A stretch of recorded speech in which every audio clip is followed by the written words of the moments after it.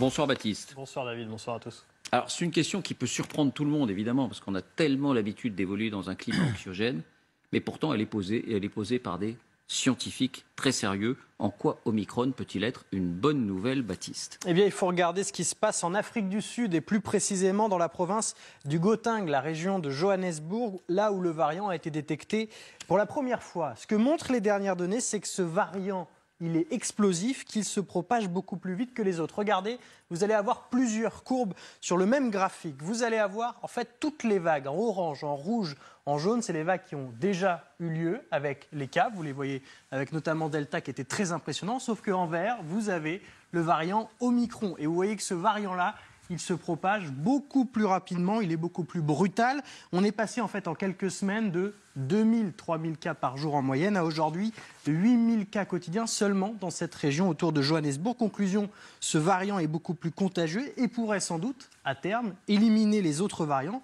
dans cette province, en Afrique du Sud, mais aussi dans les autres pays du monde. C'est ça, en Afrique du Sud c'est déjà le cas, parce que tous les contaminés aujourd'hui sont des contaminés Omicron. Mais donc en quoi serait-ce une chance ? Parce que cette explosion du nombre de cas nous a fait redouter le pire. Est-ce que vous savez aujourd'hui combien de décès relèvent du variant Omicron? Eh bien, 0. Pas un seul décès de ce nouveau variant. Alors il faut peut-être attendre encore un peu, on sait qu'il y a un effet retard. Du coup, on regarde du côté des hôpitaux dans cette province de Johannesburg. Eh bien là non plus, pas d'explosion du tout. On est autour de 1700 hospitalisations par jour. Avec Delta, au même moment dans la propagation du variant, on était autour de 4000 hospitalisations quotidiennes, plus de 2 fois plus. Autrement dit, ce variant Omicron, il est plus contagieux, ça c'est vrai, mais il est moins dangereux. C'est bien ce qu'observe par exemple le professeur Philippe Frogel qui suit ce variant Omicron à la trace depuis le début. Écoutez-le.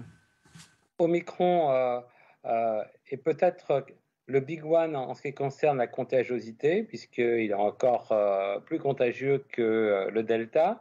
Par contre, sur le plan de la dangerosité, il paraît, il faut être très très prudent, mais en tout cas en Afrique du Sud, il paraît moins dangereux que les précédents. Pas un seul mort en Afrique du Sud du variant Omicron. Alors que la vague, on l'a vu, elle est. Bon, encore une fois, vous aviez raison de dire qu'il y a souvent un effet retard. Mais enfin, tout de même, qu'est-ce qu'on en dit justement en Afrique du Sud, Baptiste? C'est très intéressant parce que les médecins sud-africains signalent que 85% des cas qu'ils ont détectés ne présentent aucun symptôme. Les fameux asymptomatiques sont plus nombreux qu'avec Delta. Avec Omicron, ils sont plus nombreux. Et puis les autres formes, elles sont en très large partie légères. On parle de fatigue, de courbature, de fièvre, de tout.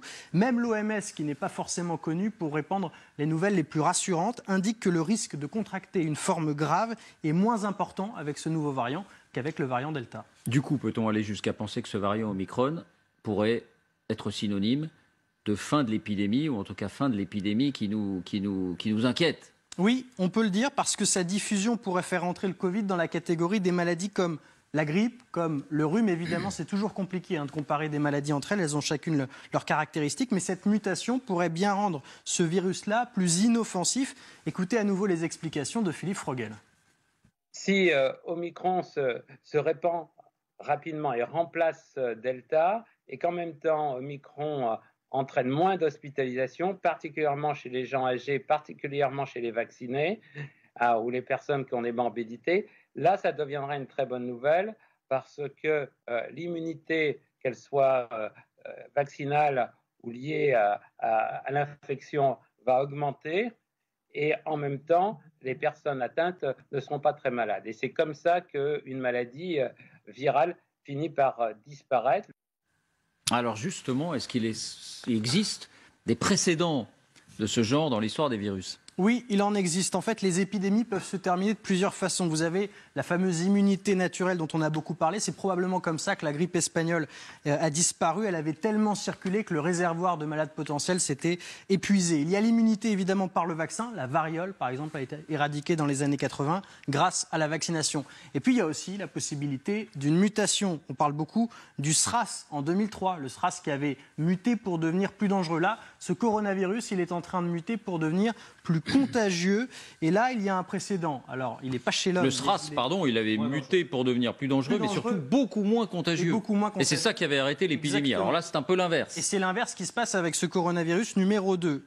L'exemple qui vient à l'esprit quand on parle avec les spécialistes, c'est la peste porcine. La similitude est assez frappante. Écoutez à nouveau Philippe Frogel. La peste porcine est liée à un virus qui ressemble au SARS-CoV-2 et ça a décimé les élevages français. Et on a découvert, les vétérinaires ont découvert un variant qui était très, très, très contagieux, mais qui ne donnait pas de maladie aux porcs. Et ils ont eu l'idée, c'était une dizaine d'années, de le disséminer partout. Ce qui fait que tous les porcs ont été infectés dans tous les élevages et personne n'a été malade, la maladie s'est arrêtée.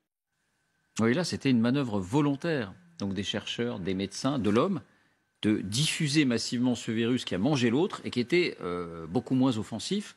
Là, en l'occurrence, ça se ferait de façon naturelle, puisque l'Omicron est beaucoup plus contagieux que le Delta.